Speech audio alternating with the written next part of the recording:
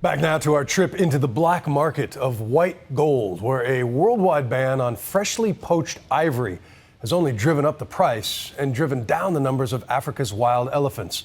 Ophir Drory is the self-made wildlife crime fighter struggling against rampant corruption to stop smugglers, and his work has turned up a man who could hold a wealth of information along with the 500 pounds of ivory in his shop. No, go, follow him. We're rushing to document the capture of the biggest suspected ivory dealer in Togo, Emile Mbuke, a man the other dealers call the boss. I hope these tinted windows work. Oh, man. We hear he's been tipped off about the raid, but there is still a chance he might show. We are staked out around the corner. But the hopes of wildlife crime fighter Ophir Drory are dashed when it becomes clear that the boss caught wind of the raid and has officially skipped town. It's a roller coaster ride of emotions on this stakeout, waiting to see who's going to show up, whether the police cooperate, whether the authorities have leaked to the suspect. Unbelievable. And it's here we get a taste of the daily frustration in Ophir's crusade.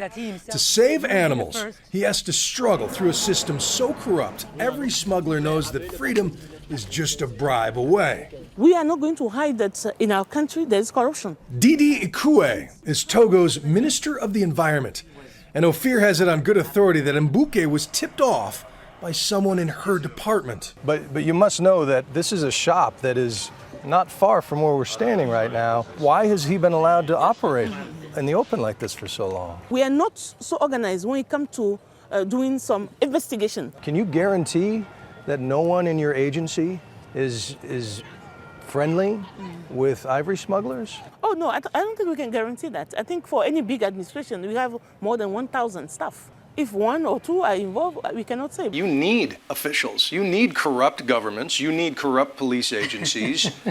You can't make citizens arrests of these poachers. Yeah. What do you say to the person who says, this guy is just tilting at windmills? Look, we are not there to do what we do, and corruption stops us from doing that. We are here to fight corruption. Along with fighting rampant corruption, Ophir also has the massive task of convincing people here to care about animal welfare. No small task in countries where both the black market and black magic can help drive a species to the brink. Got a blanket full of cobra heads over here, some owls, parrots. The juju priests say that if you make a tea out of parrot, it'll make your children more intelligent. It's easy to see why conservation is still such a foreign term for so many people on this continent. All animals are their magic and their medicine and their food. Meanwhile, on the other side of the globe, Asian cultures have long craved ivory as a sign of good taste that can bring good luck. And many here call it elephant teeth, wrongly assuming the tusks fall off and grow back. If it's not stopped very soon, we're not going to have any more wild elephants in Africa.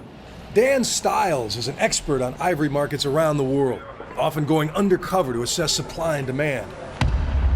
And he led us on the last leg of our journey, back in New York City, the center of America's ivory trade. So what we're doing is monitoring what's going on with the scale of ivory. Is the demand going up? Is demand going down? Is demand remaining stable?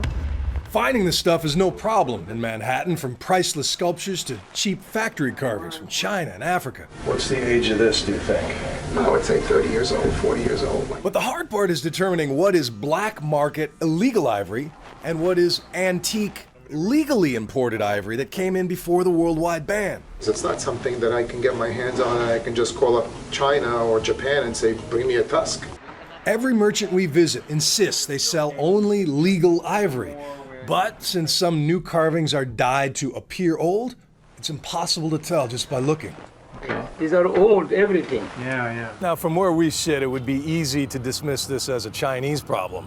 But do Americans deserve a little of the blame here? There are a lot of Americans that like ivory. They buy ivory, and a certain percentage of that ivory is illegal. Last year, 2 New York City jewelers were caught with over a ton of illegal ivory. There was a similar-sized bust in Philadelphia, and a Fish and Wildlife repository in Denver holds 6 tons. All of it will soon be destroyed to send a message. And while Ophir chases smugglers back in Africa, Dan is convinced that his methods will never work. And in probably another 5 years, Ofer Drury will throw in the towel and he will tell you, I tried, but I failed.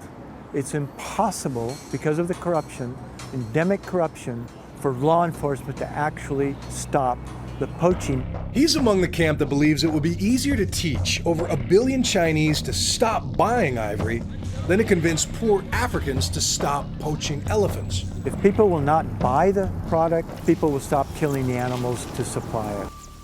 But maybe it will take both camps to save this animal, educating and shaming and enforcing with everything they have. This is the front line. This is a fight. It is a never-ending fight. Our reward is not reaching a point of achievement and saying, oh, the world is a great place.